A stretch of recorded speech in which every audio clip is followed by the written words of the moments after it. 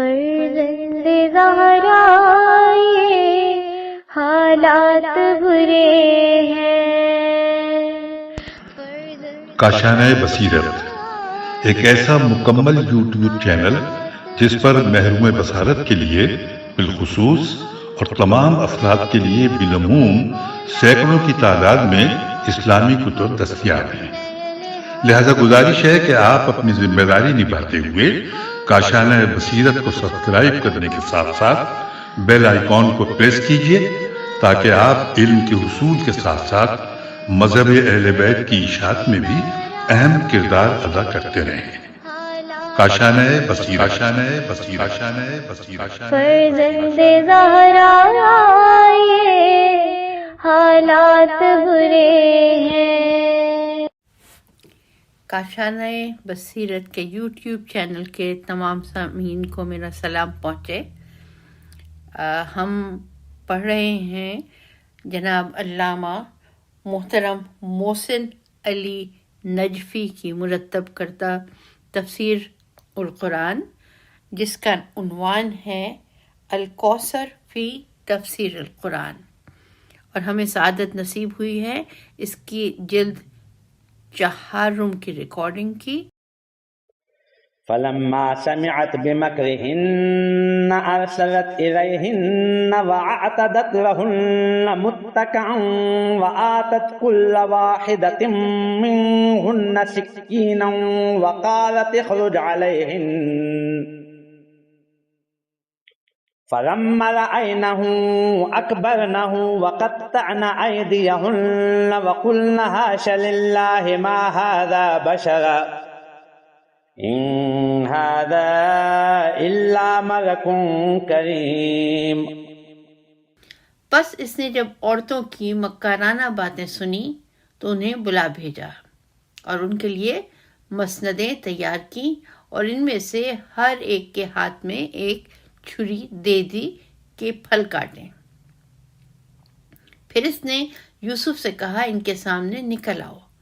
بس جب عورتوں نے انہیں دیکھا تو انہیں بڑا حسین پایا، اور وہ اپنے ہاتھ کاٹ بیٹھیں اور کہہ اٹھیں پاک ہے اللہ، یہ بشر نہیں، یہ تو کوئی معزز فرشتہ ہے. اب عنوان تشریح کلمات. اس میں جو کلمہ تحریر ہے وہ ہے متکئن، اور پرنتھسس میں لکھا ہوا ہے تے کاف حمزہ اور پرنتھسس بند ہو جاتے ہیں.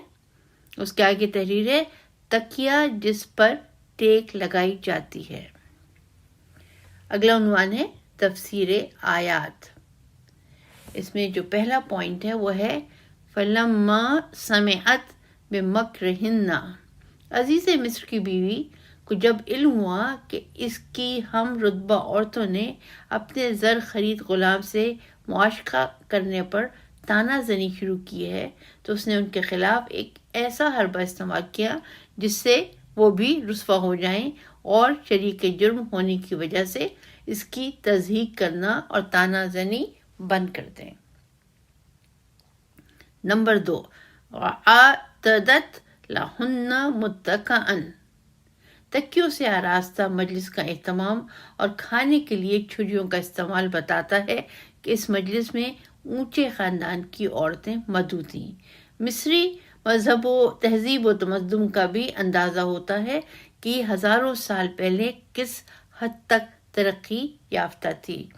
چنانچہ مصری تہذیب کے آثار قدیمہ سے بھی اس بات کی تصدیق ہو جاتی ہے کہ مصری اپنی مجلسوں میں تکیے استعمال کرتے تھے. نمبر 3، ما ھذا بشرا. چنانچہ جب جمال یوسف علیہ السلام کے مشاہدے سے حواس باختہ ہو کر ان عورتوں نے اپنے ہاتھ کاٹنا شروع کیے تو عزیز مصر کی عورت اپنے مقصد میں کامیاب ہو گئی، خصوصاً جب ان عورتوں نے جمال صورت کے ساتھ کمال سیرت اور کردار کی طہارت کے آثار بھی دیکھے اور کہا یہ تو مکرم فرشتہ ہے، تو ان کو اندازہ ہوا کہ زلیخا نہ صرف عشق کی آگ میں سوزا ہے بلکہ اسے اپنے معشوق کے پاکیزہ کردار ہونے کی وجہ سے اس کی بے اعتنائی کا بھی سامنا ہے۔ اہم نکات: نمبر 1، عورتیں زیادہ حسن پرست ہوتی ہیں۔ نمبر 2، آیت میں عورتوں کی مکاری کی ایک بڑی مثال موجود ہے۔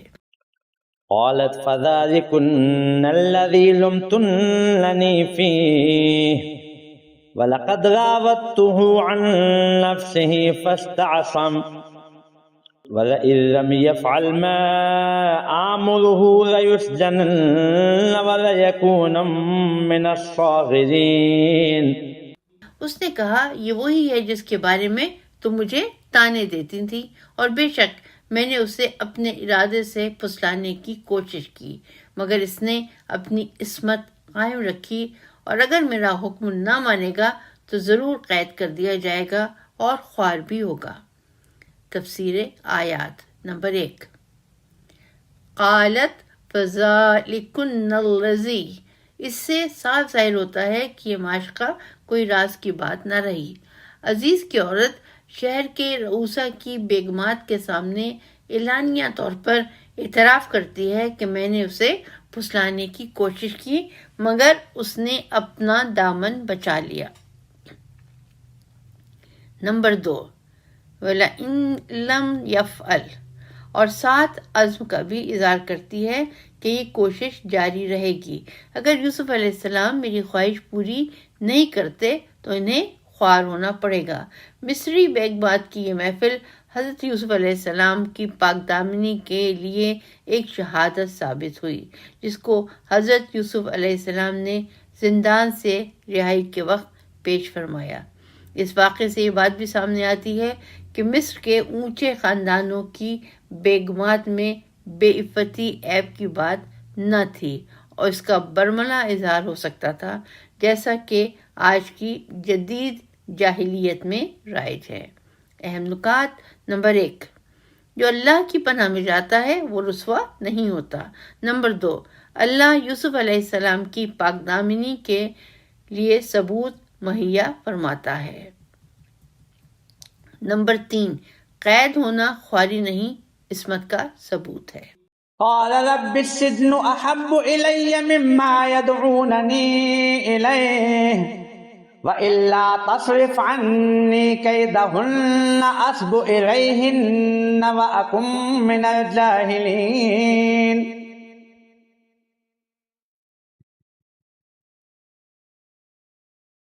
فاستجاب له ربه فصرف عنه كيدهن إِنَّهُ هُوَ السَّمِيعُ الْعَلِيمُ۔ یوسف نے کہا، اے میرے رب، قید مجھے اس چیز سے زیادہ پسند ہے جس کی طرف یہ عورتیں مجھے دعوت دے رہی ہیں، اور اگر تو ان کی مکاریاں مجھ سے دور نہ فرمائے گا تو میں ان عورتوں کی طرف راغب ہو جاؤں گا اور نادانوں میں شامل ہو جاؤں گا۔ پس اللہ نے یوسف کی دعا سن لی اور یوسف سے ان عورتوں کی مکاری دور کر دی، بے شک وہ خوب سننے والا، جاننے والا ہے۔ تفسیر آیات۔ نمبر 1، قال رب السجن احب الی، پھر عزیز مصر کی بیگم حضرت یوسف علیہ السلام کو پھسلانے کی کوشش میں تھی۔ اب اس جرم میں بڑے گھرانوں کی دیگر خواتین بھی شریک ہیں، شہر بھر کے امیر گھرانوں کی خواتین بھی ان کے پیچھے پڑ جاتی ہیں۔ یدعوننی، اور ہر طرف حسین و جمیل عورتیں انہیں پھانسنے کے لیے اپنا اپنا جال لیے کھڑی ہیں۔ نمبر 2، وَإِلَّا تَصْرِفْ عَنِّی، اس اثنا میں یوسف علیہ السلام اپنے رب کی بارگاہ میں اپنے آپ کو حاضر پاتے ہیں۔ نگاہ یوسف علیہ السلام ان عورتوں پر فریفتہ ہونے کی جگہ عرفان رب کی رعنائیوں پر فریفتہ ہو جاتی ہے، اور ان کا دل ان عورتوں کی طرف جانے کی جگہ عشق الہی میں مست ہے۔ اسی لیے ان تمام عورتوں کی مکاریوں کا مقابلہ کر کے اسے اپنا ذاتی کمال تصور کرنے کی بجائے اسے الہی تائید سمجھتے ہیں۔ یہ دل کی طہارت ہے جس کی وجہ سے یہاں سوائے حب خدا کے کسی گناہ کے لیے کوئی جگہ نہیں ہے۔ نمبر 3، فاستجاب لہ ربہ، حضرت یوسف علیہ السلام کی دعا قبول ہوتی ہے اور اللہ ان کو گناہ سے بچا لیتا ہے، لیکن زندان جانے سے نہیں بچایا، کیونکہ خود حضرت یوسف علیہ السلام نے کہا تھا سجن احب الیہ، چنانچہ اللہ نے یوسف علیہ السلام کو گناہ سے بچایا، آزمائش سے نہیں بچایا۔ اہم نکات۔ نمبر 1، اولیاء کرام گناہ پر زندان کو ترجیح دیتے ہیں، اور زندان جہاں دیدار رب ہوتا ہے، اہل معرفت کے لیے زیادہ پسند ہے سجن احب الیہ۔ نمبر 2، جنسی بے راروی جہالت کی علامت ہے، وَأَكُمْ مِنَ الْجَاهِلِينَ۔ ثم بدا لهم من بعد ما رأوا الآيات ليسجننه حتى حين۔ پھر یوسف کی پاکدامنی کی علامات دیکھ چکنے کے باوجود انہوں نے مناسب سمجھا کہ کچھ مدت کے لیے یوسف کو ضرور قید کر دیں۔ تفسیر آیات۔ من بعد ما رأوا الآیات، حضرت یوسف علیہ السلام کی پاک دامنی پر دلالت کرنے والی نشانیوں میں سے ایک کرتا ہے، دوسری اس عورت کے خاندان کے ایک فرد کی گواہی ہے، تیسری محفل کی عورتوں کے سامنے یہ اقرار و اعتراف کے فاستعصم، یوسف علیہ السلام نے اپنی عصمت قائم رکھی۔ حضرت ابن عباس رضی اللہ تعالیٰ عنہ کے مطابق ایک نشانی اس عورت کے ہاتھ سے یوسف علیہ السلام پر لگنے والی خراشیں ہیں۔ نمبر 2، لَيَسْجُنُنَّهُ حَتَّى حِينٍ، عزیز مصر اپنے گھر کی بگڑتی ہوئی حالت کو دیکھ کر مزید رسوائی سے بچنے کے لیے یوسف علیہ السلام کو زندان میں ڈال دیتا ہے۔ یہ در حقیقت مصری سرداروں کی شکست اور حضرت یوسف علیہ السلام کی فتح تھی، کیونکہ حضرت یوسف علیہ السلام کو زندان میں کسی جرم کی پاداش میں نہیں بھیجا گیا، بلکہ وہ اپنی عورتوں کو قابو میں نہیں رکھ سکتے تھے۔ اہم نکات۔ نمبر 1، ظالم اپنے جرم پر پردہ ڈالنے کے لیے بے گناہ کو زندان میں ڈال دیتا ہے۔ نمبر 2، اخلاقی شکست کھانے والے طاقت کا سہارا لیتے ہیں۔ ودخل معه السجن فتيان قال أحدهما إني أراني أعصر خمرا وقال الآخر إني أراني أحمل فوق رأسي خبزا تأكل الطير منه نبئنا بتأويله إننا نراك من المحسنين۔ اور قید خانے میں یوسف کے ساتھ 2 جوان بھی داخل ہوئے۔ ان میں سے ایک نے کہا میں نے خواب میں دیکھا کہ شراب کشید کر رہا ہوں، اور دوسرے نے کہا میں نے دیکھا کہ میں اپنے سر پر روٹی اٹھائے ہوئے ہوں، پرندے اس میں سے کھا رہے ہیں، ہمیں اس کی تعویل بتا دیجیے، یقیناً ہمیں آپ نیک انسان نظر آتے ہیں۔ تفسیر آیات۔ ان 2 غلاموں کو حضرت یوسف علیہ السلام کی شخصیت اور ان کے کردار کی عظمت کا علم ہو جاتا ہے، اور یہ کہ حضرت یوسف علیہ السلام کسی جرم کے ارتکاب کی وجہ سے زندان تک نہیں پہنچے، بلکہ جرم کا ارتکاب نہ کرنا ان کا جرم ہے۔ اعتماد کے بعد وہ آپ علیہ السلام سے خواب کی تعبیر پوچھتے ہیں، کیونکہ روح کی صفائی اور فکر کی طہارت کی وجہ سے حقائق سے پردے اٹھ جاتے ہیں۔ جس قدر روح شفاف ہو جاتی ہے، پردے بھی شفاف ہو جاتے ہیں۔ اہم نکات۔ نمبر 1، نیکی اور علم تعویل میں گہرا ربط ہے۔ قال لا يأتيكما طعام ترزقانه إلا نبأتكما بتأويله قبل أن يأتيكما ذلكما مما علمني ربي إني إني تركت ملة قوم لا يؤمنون بالله وهم بالآخرة هم كافرون. یوسف نے کہا جو کھانا تم دونوں کو دیا جاتا ہے وہ بھی آیا بھی نہ ہوگا کہ میں اس کی تعبیر تمہیں بتا دوں گا قبل اس کے کہ وہ کھانا تمہارے پاس آئے. یہ ان تعلیمات میں سے ہے جو میرے رب نے مجھے سکھائی ہیں. میں نے اس قوم کا مذہب ترک کر دیا ہے جو اللہ پر ایمان نہیں لاتے اور آخرت کا انکار کرتے ہیں. تفسیر آیات نمبر 1. قال لا یاتیکما طعام. حضرت یوسف علیہ السلام نے فرمایا جو کھانا تمہیں دیا جاتا ہے اس کی حقیقت کھانا آنے اور اسے دیکھنے سے پہلے بتا دوں گا کہ کھانا کہاں سے آ رہا ہے، کس قسم کا کھانا ہے، سرد ہے یا گرم، حلال ہے یا حرام، لذیذ ہے یا نہیں. بے تاویل ہی میں ضمیر طعام کی طرف ہے اور طعام کی تاویل سے مراد اس کے تفصیل ہے.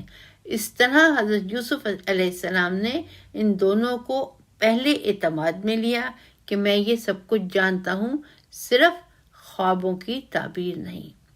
نمبر 2. مما علمنی ربی. حضرت یوسف علیہ السلام نے اپنے اس علم کا حوالہ بتا دیا کہ علم مجھے اللہ نے دیا ہے. اس سے یہ بات بھی واضح کر دی کہ میرا علم روایتی نہیں ملکوتی ہے. نمبر 3. انی ترکت ملتا. حضرت یوسف علیہ السلام نے دیکھا ان دو قیدیوں میں ایک قسم کا حسن زر پیدا ہو گیا، لہذا مزید اعتماد کے لیے اپنا علمی مقام اور مؤخذ بیان فرماتے ہیں تاکہ ایسی سازگار فضا وجود میں آ جائے جس میں اصل مدعا تبلیغ توحید بیان کر سکیں. اس کے بعد کافروں سے بیزاری کا اعلان فرماتے ہیں. اگلی آیات میں اپنا مذہب حسب و نسب بیان کرتے ہیں. واتبعت ملة آبائي إبراهيم وإسحاق ويعقوب ما كان لنا أن نشرك بالله من شيء ذلك من فضل الله علينا وعلى الناس ولكن أكثر الناس لا يشكرون. اور میں نے اپنے اجداد ابراہیم اور اسحاق اور یعقوب کے مذہب کو اپنایا ہے. ہمیں کسی چیز کو اللہ کا شریک بنانے کا حق حاصل نہیں ہے. ہم پر اور دیگر لوگوں پر یہ اللہ کا فضل ہے، لیکن اکثر لوگ شکر نہیں کرتے. تفسیر آیات نمبر 1. واتبعت ملت آبائی.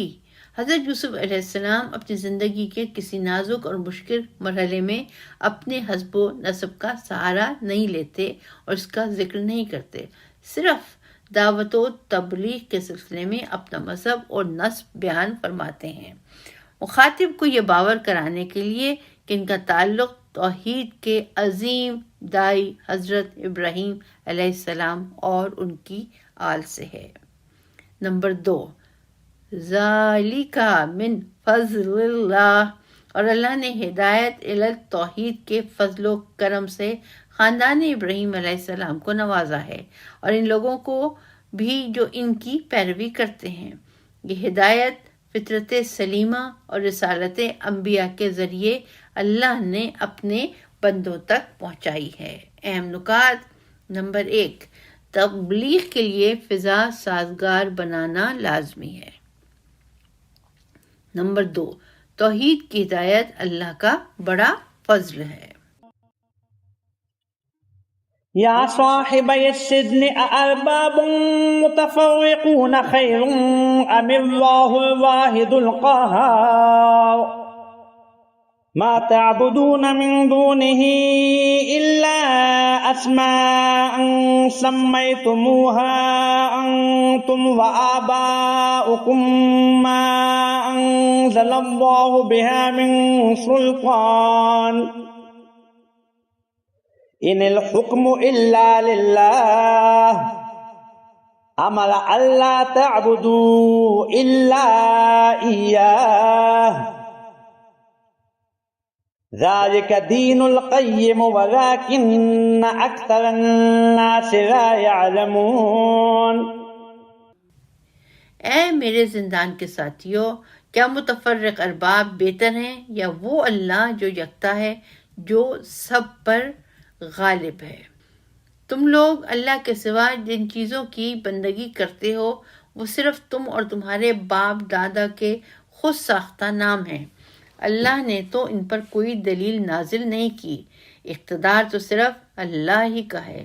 اس نے حکم دیا ہے کہ اس کے سوا تم کسی کی بندگی نہ کرو، یہی مستحکم دین ہے، لیکن اکثر لوگ نہیں جانتے۔ تفسیر آیات نمبر 1، ارباب متفرقون خیر ام اللہ۔ یہ سوال ضمیر اور فطرت سے ہے، جہاں یہ امر مسلم ہے کہ اس کائنات میں صرف ایک ہی رب ہو سکتا ہے، وہ سب پر قہار ہوگا، اور قہاریت میں تعدد ناممکن ہے۔ دوسرے لفظوں میں تعدد قہاریت کے منافی ہے، کیونکہ تعدد کی صورت میں محدودیت آ جاتی ہے اور محدود مقہور ہوتا ہے، نہ قہار۔ چونکہ متعدد ہونے کی صورت میں ہر رب دوسرے رب کی حدود میں مقہور ہوتا ہے، لہذا قہاریت کے لیے غیر محدود ہونا ضروری ہے، اور غیر محدود متعدد نہیں ہو سکتا، جیسا کہ متعدد غیر محدود نہیں ہو سکتا۔ لہذا نتیجہ یہ نکلتا ہے کہ رب قہار ہوتا ہے، اور قہار غیر محدود ہوتا ہے، اور غیر محدود ایک سے زیادہ نہیں ہوتا۔ نمبر 2، ما تعبدون من دونہ۔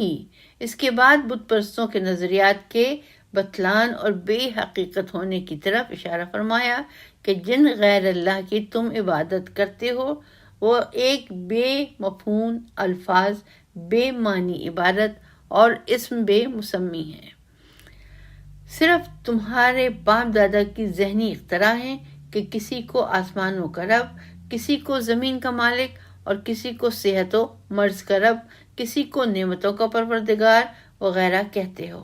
حقائق وہ ہیں جن کی سند اللہ کی طرف سے آئے۔ نقطہ نمبر 3، ان الحکم الا للہ۔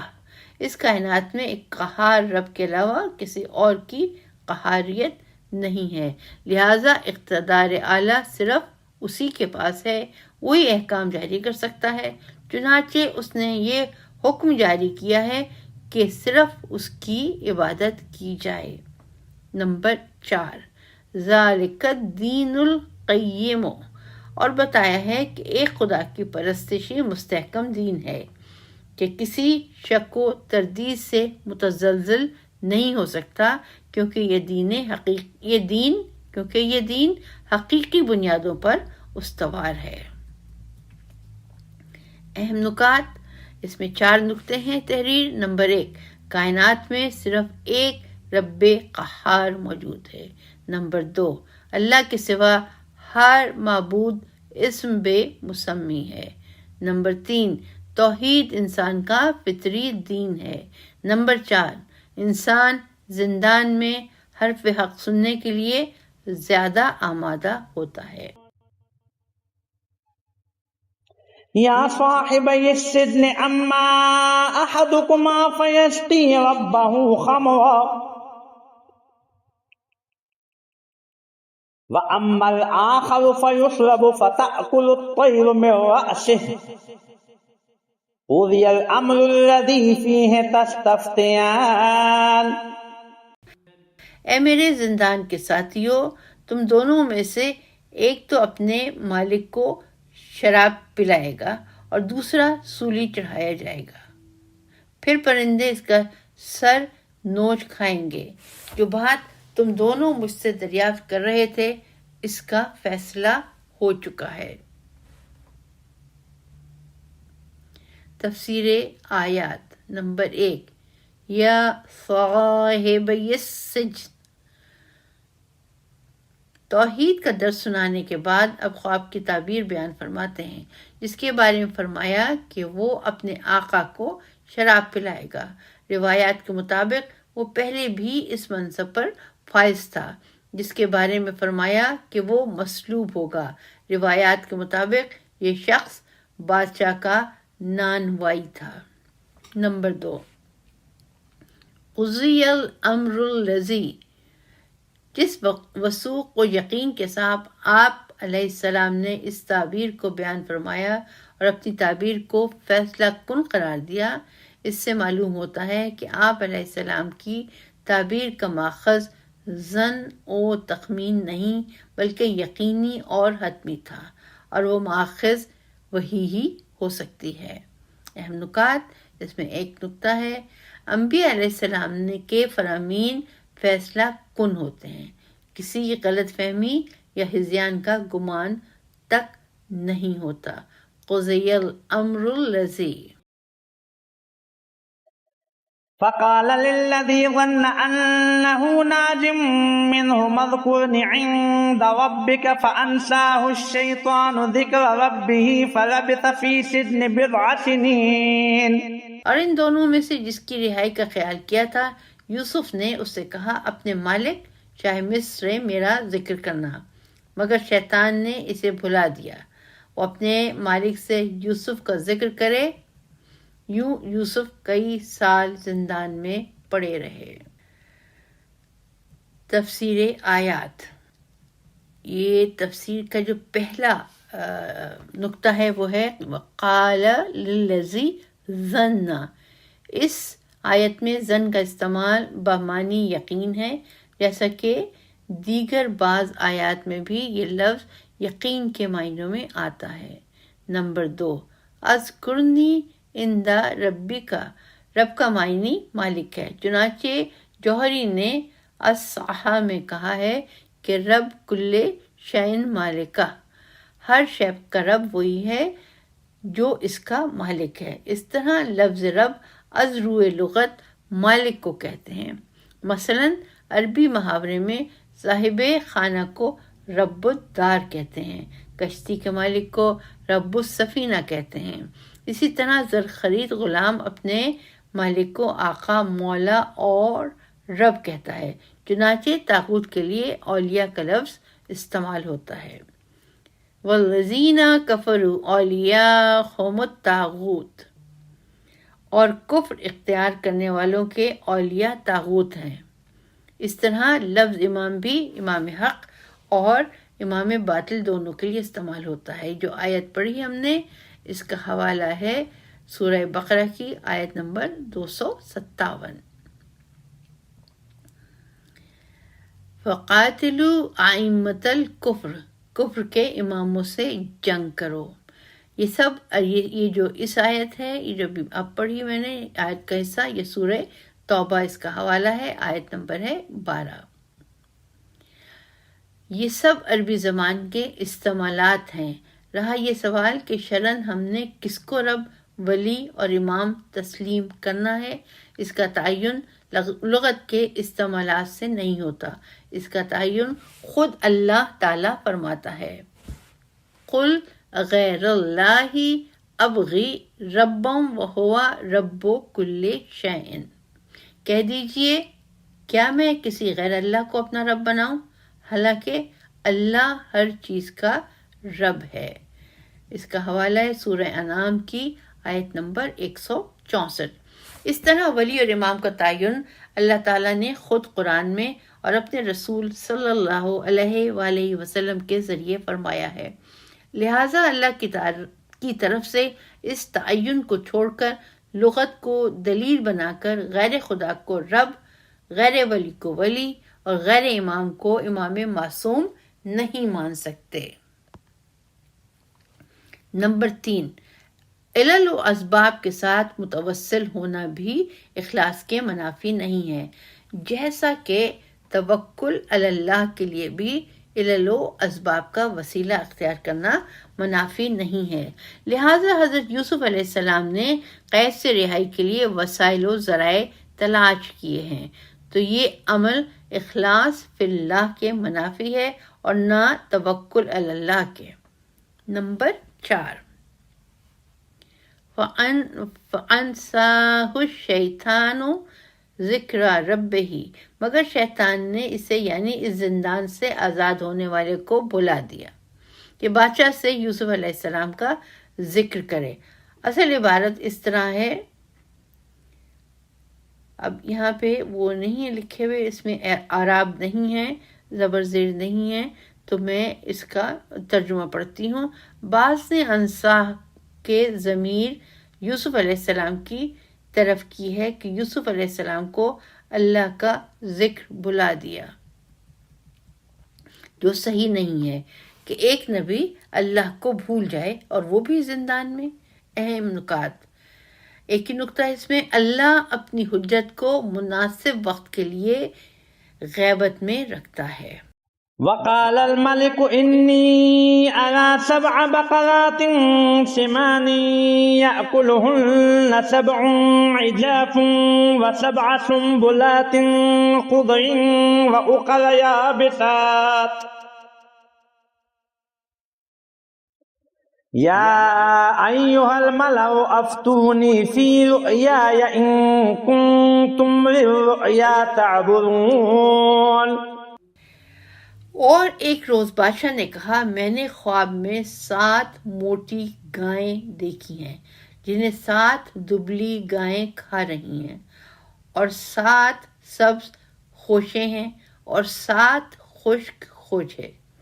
اے دربار والو، اگر تم خوابوں کی تعبیر کر سکتے ہو تو میرے اس خواب کی تعبیر سے مجھے آگاہ کرو۔ اب ہے تشریح کلمات۔ اس میں 3 کلمات ہیں جن کی تشریح کی گئی ہے۔ جو پہلا کلمہ ہے وہ ہے اجافن، بریکٹ میں لکھا ہوا ہے این جیم فے، بریکٹ بند ہو جاتی ہے، آجف کے معنی انتہائی لاغر اور دبلا کے ہیں۔ جو دوسرا کلمہ ہے وہ لکھا ہوا ہے ازغاس، دعاد غین سا، یہ بریکٹ میں لکھا ہوا ہے، خشک گھاس جو انسان کی مٹھی میں آ جائے۔ اسی سے اس خواب کو جس کا مطلب واضح نہ ہوا ازغاس کہا جاتا ہے۔ احلام، بریکٹ میں لکھا ہوا ہے ہے لام میم، بریکٹ بند، حلمہ خواب دیکھنا۔ تفسیر آیات۔ نمبر 1، وقال الملک انی ارا، قرآن زمانے یوسف علیہ السلام کے مصری بادشاہ کو الملک کہتا ہے، اور بائبل اسے فرعون کہتی ہے۔ پہلے ذکر ہو چکا ہے کہ حضرت یوسف علیہ السلام کے معاصر بادشاہان عربیون نسل تھے، اور لفظ فرعون مصریوں کی مذہبی اصطلاح ہے، لہٰذا عربیون نسل بادشاہان کو فرعون کہنا سراسر حقیقت کے خلاف ہے۔ اس سے قرآن کی حقانیت اور بائبل کے مؤلفین کی جہالت اور ان کی طرف سے تحریف ثابت ہو جاتی ہے۔ چنانچہ توریت میں آیا ہے، اور فرعون جاگا اور دیکھا کہ وہ خواب تھا، اور یوں ہوا کہ صبح کو اس کا جی گھبرایا، تب اس نے مصر کے سارے جادوگروں اور اس کے سب دانشمندوں کو بلا بھیجا، اور فرعون نے اپنا خواب ان سے کہا، پر ان میں سے کوئی فرعون کی تعبیر نہ کر سکا۔ اہم نکات۔ نمبر 1، مصر میں خوابوں کی تعبیر کا رواج تھا۔ نمبر 2، تعبیر خواب کو اللہ نے یوسف علیہ السلام کو اقتدار میں لانے کا ذریعہ بنایا۔ قالوا اضغاث احلام وما نحن بتأویل الاحلام بعالمین۔ وقال الذي نجا منهما وذكر بعد أنا أنبئكم بتأويله فأرسلون يوسف أيها الصديق أفتنا في 7 بقرات سمان يأكلهن 7 عجاف و7 سنبلات خضر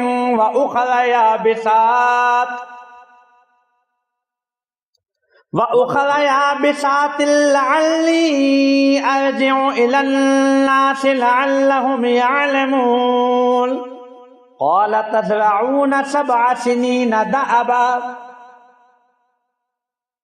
فما حصدتم فذروه في سنبله إلا قليلا مما تأكلون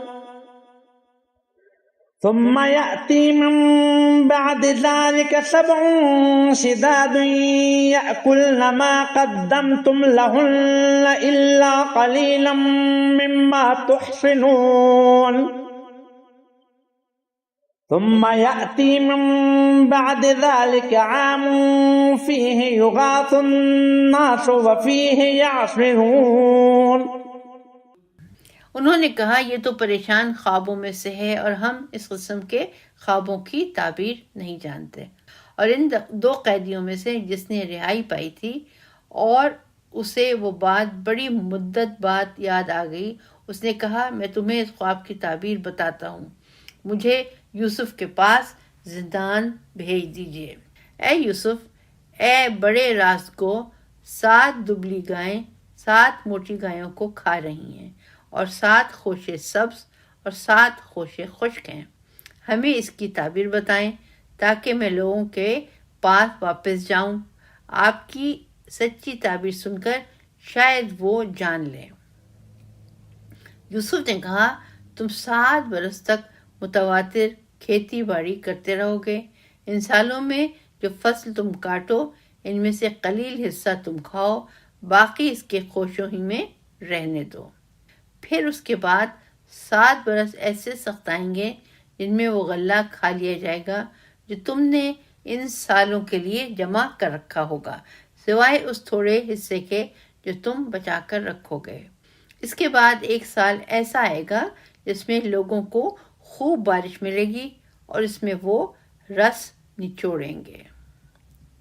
امتن بریکٹ میں لکھا ہے الف میم میم بریکٹ بند ہو جاتی ہے کہ معنی عرصہ دراز کے ہیں. دابن پرنتھسس میں لکھا ہوا ہے دال حمزہ اور با پرنتھسس بند ہو جاتا ہے. مسلسل چلنے مستمر عادات کے معنوں میں ہے. اس میں تسلسل اور استمرار کے معنی پائے جاتے ہیں. تفسیر آیات. نمبر 1 قالو اضغاث احلام. ان لوگوں نے بادشاہ سے کہا یہ انسان کی ذہنی کیفیت پر مشتمل پریشان خواب ہے، اس کی تعبیر ہم نہیں جانتے. البتہ یہاں ایک بات قابل توجہ ہے کہ ان لوگوں نے کہا ہم پریشان خواب کی تعبیر نہیں جانتے. یہ نہیں کہا پریشان خواب کی کوئی تعبیر ہوتی نہیں ہے، جبکہ حق کلام یہ تھا کہ پریشان خواب کی تعبیر ہم کیا جانیں، اس کی تعبیر ہوتی نہیں ہے. نمبر 2 یوسف ایھا الصدیق. حضرت یوسف علیہ السلام تعبیر پر اکتفا نہیں فرماتے بلکہ ساتھ آنے والے حالات کے لیے منصوبہ بھی بیان فرماتے ہیں. ورنہ خواب کی تعبیر تو یہ بنتی ہے کہ موٹی گائیں اور سبز بالیاں نعمت کی فراوانی اور کھیتی باڑی کی علامت ہیں. دبلی گائیں اور خشک بالیاں قحط کی علامت ہیں. 7 موٹی گایوں کا 7 دبلی گایوں کا کھانا اس بات کی طرف اشارہ ہے کہ قحط کے 7 سالوں میں وہی غلہ کھانا ہوگا جو گزشتہ سالوں میں جمع کر رکھا ہے. اور خشک اس بات کی طرف اشارہ ہے کہ فصلوں کو خوشوں کے اندر ہی محفوظ رکھا جائے تاکہ اتنی لمبی مدت میں خراب نہ ہوں. 7 سال کے بعد خشک سالی اور قحط ختم ہونا ہے. اس سے حضرت یوسف علیہ السلام نے اپنی فراست یا وحی کے ذریعے 2 باتوں کا مزید ذکر فرمایا. نمبر 1، قحط کے سالوں میں کچھ دانے بیج کے لیے محفوظ رکھنا ہوں گے، ورنہ خشک سالی ختم ہونے پر بھی زراعت نہ ہو سکے گی۔ الا قلیلا مما تاکلون۔ نمبر 2، خشک سالی کے بعد شادابی کا دور شروع ہوگا، کیونکہ خشک سالی ختم ہونے کا مطلب شادابی ہے۔ وفیہ یعصرون۔ باران رحمت سے جب زمین شاداب ہو جاتی ہے تو رس دینے والے پھل اور میوے پیدا ہوتے ہیں، اور مویشی بھی وافر مقدار میں دودھ دینا شروع کرتے ہیں۔ ان 2 باتوں کا ذکر بادشاہ کے خواب میں نہ تھا۔ اہم نکات۔ نمبر 1، حضرت یوسف علیہ السلام نے زندان سے مملکت مصر کے لیے 15 سالوں کے لیے ایک جامع اقتصادی منصوبہ بندی واضح فرمائی۔ دوسرا ہے، اللہ نے حضرت یوسف علیہ السلام کو اپنے زمانے کا علم تعبیر خواب عنایت فرمایا۔ اور نمبر 3 ہے، داستان یوسف علیہ السلام 3 خوابوں پر مشتمل ہے۔ نمبر 1، خواب یوسف علیہ السلام۔ نمبر 2، خواب زندانی۔ نمبر 3، خواب بادشاہ۔ اس کے ساتھ ہماری آج کی ریکارڈنگ تمام ہوتی ہے۔ انشاءاللہ پھر اگلی ریکارڈنگ میں اس سلسلے کو دوبارہ شروع کریں گے۔ اس وقت تک کے لیے خدا حافظ۔